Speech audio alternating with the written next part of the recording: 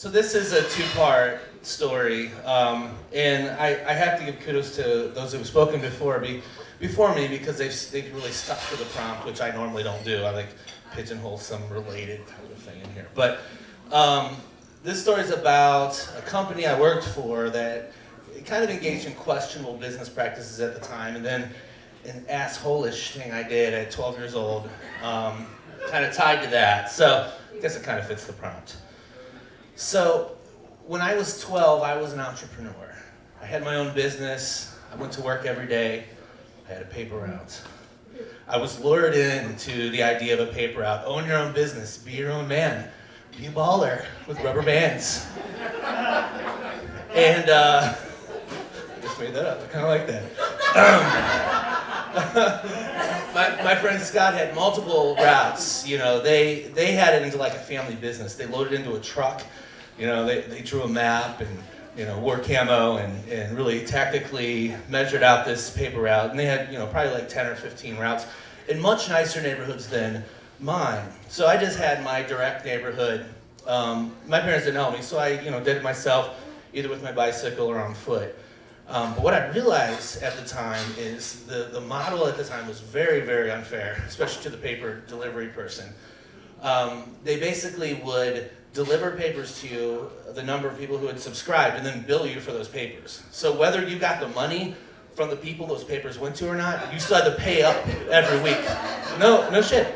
And when I collected, and all things were even, and in the red, or in the black, yeah, in the black, whatever. So how much you know about finances, which you'll find out very soon. I made $10 a week, which equated to about $1.40 a day. You know, so getting up early on the weekends, every holiday, whatever the weather, $10 a week, $1.41 a day. And so, you know, really was a lot for what you got out of it. And not to mention the people in my neighborhood were freaking deadbeats. They would not answer the door when I knocked. They would hide. The lights would go off. And I had to learn the lesson a few times from getting burned that don't ever take a roll of change from people. The middle would be stuffed with counterfeit, with like tissue paper and stuff. So I'd get shortchanged then, you know. Yeah, I wish I would have watched mafia movies that young before I had the paper out. Things would have been different, I promise you. So anyways, I normally would have the paper bag tied to the front handlebars of my BMX bike, and I would rubber band up all the papers, throw them into the yards, and when it snowed, I would just trudge through the snow. But, you know, riding that one-speed BMX bike, I really wanted to upgrade, so I saved up for like 3 months and got a 10-speed bicycle, which was stolen like 2 days after I bought it. So all that money saved up, all that $1.40 a day. And then shortly after that, I was taken by an inside job. My alcoholic uncle stole my paper money for like 2 weeks worth. Yes, no, I kid you not. I laugh now. So, you know, but back to my friend Scott, who had the multiple paper routes.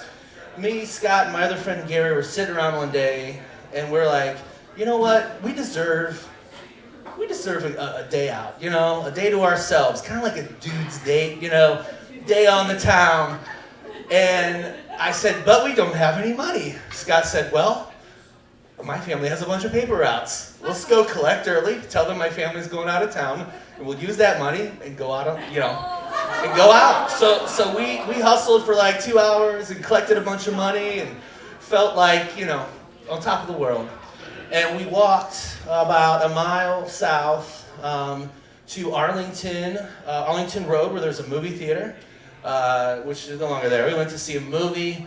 We went to Ponderosa and just gorged on the salad bar and the free ice cream. And then we went to a pet store and bought a rabbit. So one of us was walking around carrying a rabbit, the 12-year-old kids. Then we walked further down Arlington Road to like Arlington Plaza, which, in all honesty, is a kind of a high crime area, or can be, and it was at the time. And you know, it's around the evening where we're really tired. We've walked literally miles. We've filled ourselves to our heart's content. You know, we had a day. we grabbed the world by its, you know what, and just kind of made it ours, right? So we go back home, and all three mothers are at my house, and they are furious. They are so mad. And they stare daggers into us, and they make us feel like the little jerks that we are and were. And after that, they were genuinely scared and concerned. They said, you know, we didn't have cell phones then, it's 1985. And they said, we didn't know what happened to you. And then we found out we were in Arlington Road. Some goon could have just snatched you up in a windowless van. And I don't know if you guys remember, it was the white van with no windows that, for some reason, terrorized every neighborhood. And, you know, and tried to pick up kids. So that was the first thing we went to. So they were definitely mad. And to make up for it, all three of us had to work Scott's family's paper routes for a couple months. And as a punishment, the dad did not drive, so we had to do it on foot. And we got, you know, we were paying back his older brother and the rest of his family, you know, but it, you know, it's kind of worth it, you know. We did have to take the rabbit back to the pet store. And when I was thinking about that story, I'm like, oh, pet stores. Are there even pet stores anymore? It's an awful thing. And as a kid, I had no problem with it. So it's just how times change. So anyways, you know, we paid our penance, and, well, you know, life went on. Thank you.